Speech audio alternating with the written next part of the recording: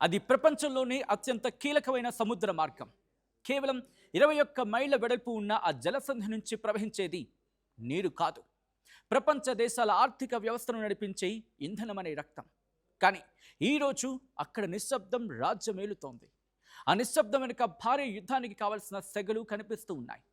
అదే హార్ముజ్ జలసంధి, Hormuz straight. అగ్రరాజ్యం అమెరికా విధిస్తున్న దిగ్బంధనం ఇప్పుడు ఇరాన్ను మాత్రమే కాదు, ప్రపంచాన్నే వణికించేస్తోంది. అసలు చాబహార్ దగ్గర ఆగిపోయిన ఆ ట్యాంకర్ల కథ ఏంటి? సముద్రంలో చిక్కుకున్న 155 మిలియన్ బ్యారెళ్ల చమురు గమ్యం ఎటువైపు? డీటెయిల్గా మాట్లాడుకుందాం. హలో నమస్తే, వెల్కమ్ టు ఆర్టీవీ. నేను సచిన్. గత వారం రోజులుగా గల్ఫ్ ఆఫ్ ఒమన్లో ఒక వింత దృశ్యం కనిపిస్తోంది. అది చాబహార్ పోర్టు దగ్గర. చాబహార్ పోర్టు సమీపంలో దాదాపుగా 6 నుంచి 8 భారీ సూపర్ ట్యాంకర్లు కిలోమీటర్ల మేర నిలిచిపోయాయి. అంతర్జాతీయ సముద్ర నిఘా సంస్థల శాటిలైట్ చిత్రాలు చెబుతున్న నిజం ఒక్కటి: అమెరికన్ నేవీ అంగుళం కూడా కదలనివ్వటం లేదు అనే నగ్న సత్యం. వెనక్కి వెళ్ళండి, కాదంటే పర్యవసానాలు ఎదుర్కోండి. ఇది అగ్రరాజ్యం ఇస్తున్న హెచ్చరిక. ఇప్పటికే 2 భారీ నౌకలను అమెరికా బలవంతంగా వెనక్కి పంపించింది.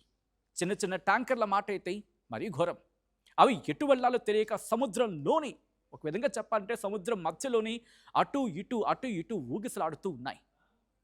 ఇక సెక్యూరిటీ కారణాల దృష్ట్యా సుమారు 30 నుంచి 50 చమురు ట్యాంకర్లు ఆయా తీర ప్రాంతాల్లో వేచి చూస్తున్నాయని తెలుస్తూ ఉంది. భూమిపై చమురుని నిల్వ చేసే సామర్థ్యం ఇరాన్కు అయిపోయింది. దీంతో టెహ్రాన్ అంటే ఇరాన్ ఇప్పుడు ప్రమాదకరమైన ఎత్తుగడ వేస్తోంది.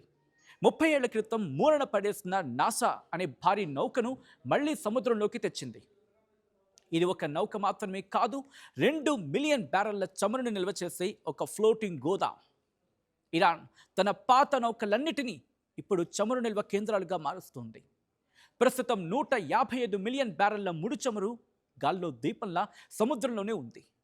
ఉత్పత్తి ఆపేస్తే ఆర్థిక వ్యవస్థ నాశనం, ఆపకపోతే నిల్వ చేయడానికి చోటు లేదు. ఇరాన్ ఇప్పుడు గొడ్డల మీద నడుస్తూ ఉంది. ఈ యుద్ధం ఎక్కడో ఇరాన్లో జరుగుతూ ఉండొచ్చు కాక, కానీ దీని ప్రభావం మీ ఇంటి బడ్జెట్పై పడబోతోంది. భారతదేశానికి రావాల్సిన దాదాపు 15 మిలియన్ బ్యారెళ్ల ఇంధనం అంటే 238.5 కోట్ల లీటర్ల చమురు ఇప్పుడు హార్ముజ్ దిగ్బంధనంలో చిక్కుకుంది. భారతదేశపు ఇంధన అవసరాల్లో సింహభాగం ఈ మార్గం ద్వారానే వస్తుంది. సౌదీ, ఇరాక్, ఇరాన్ ఏ దేశం నుంచి చమురు రావాలన్నా హార్ముజ్ను దాటి రావాల్సిందే.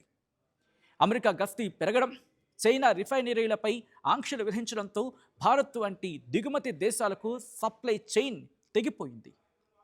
దీని అర్థం ఒక్కటి: అతి త్వరలో పెట్రోల్, డీజిల్ ధరలు ఆకాశాన్ని తాకబోతున్నాయనేది. ఇక యుద్ధ మేఘాలు కమ్ముకోవడంతో హార్ముజ్ ఇప్పుడు ఒక dead జోన్లా మారిపోతోంది.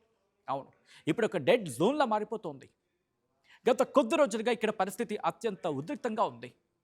Iran revolutionary guards corps, లేకపోతే ఇస్లామిక్ రివల్యూషనరీ గార్డ్స్ కార్ప్స్, మొత్తంగా ఐఆర్జీసీ అంటూ ఉంటారు. వీళ్ళు ఇప్పటికే కొన్ని నౌకలను అదుపులోకి తీసుకోవడంతో మిగిలిన దేశాల షిప్పింగ్ కంపెనీలు వెనకడుగు వేస్తూ ఉన్నాయి. ప్రపంచంలోని అతిపెద్ద గ్యాస్ ఉత్పత్తిదారు అయిన ఖతర్ తన ఎగుమతులన్నిటినీ ఈ హార్ముజ్ మార్గం ద్వారానే పంపిస్తుంది. గ్యాస్ సరఫరా ఆగితే యూరోప్, ఏషియన్ కంట్రీస్లో విద్యుత్ సంక్షోభం తలెత్తుతుంది.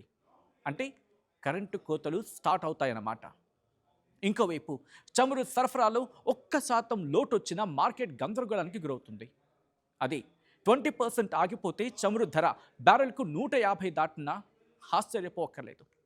మన దేశం తన చమురు అవసరాల్లో 85%, ఒకటి కాదు రెండు కాదు, ఏకంగా 85% దిగుమతి చేసుకుంటుంది. క్రూడ్ ఆయిల్ ధర పెరిగితే మన రూపాయి విలువ పడిపోతుంది. నిత్యావసర వస్తువుల ధరలు ఆకాశాన్ని తాకుతాయి. ఇప్పటికే భారత నౌకాదళం ఆపరేషన్ సంకల్ప పేరుతో మన ట్యాంకర్లకు రక్షణ కల్పిస్తోంది. కానీ పూర్తి స్థాయి యుద్ధం వస్తే ఆ రక్షణ సరిపోతుందా అనేది ఒక బిగ్గెస్ట్ క్వశ్చన్ మార్క్. చమురు బావులు ఎండిపోవడం లేదు, కానీ వాటిని తరలించే మార్గాల్లో మంటలు రేగుతూ ఉన్నాయి. అమెరికా తన పట్టు సడలించడం లేదు, ఇరాన్ వెనక్కి తగ్గటం లేదు. ఈ పంతాల మధ్య నలిగిపోతున్నది సామాన్య దేశాలు మాత్రమే. ఒకవేళ ఇరాన్ చమురు ఉత్పత్తిని నిలిపివేస్తే అది ప్రపంచ మార్కెట్లో పెను భూకంపం సృష్టిస్తుంది. హార్ముజ్ జలసంధిలో నిలిచిపోయిన ఆ నౌకలు కదులుతాయా, లేకపోతే యుద్ధానికి నాంది పలుకుతాయా? మీరేమనుకుంటున్నారు? మీ అభిప్రాయం ఏంటి? కామెంట్ చేసే ప్రయత్నం చేయండి.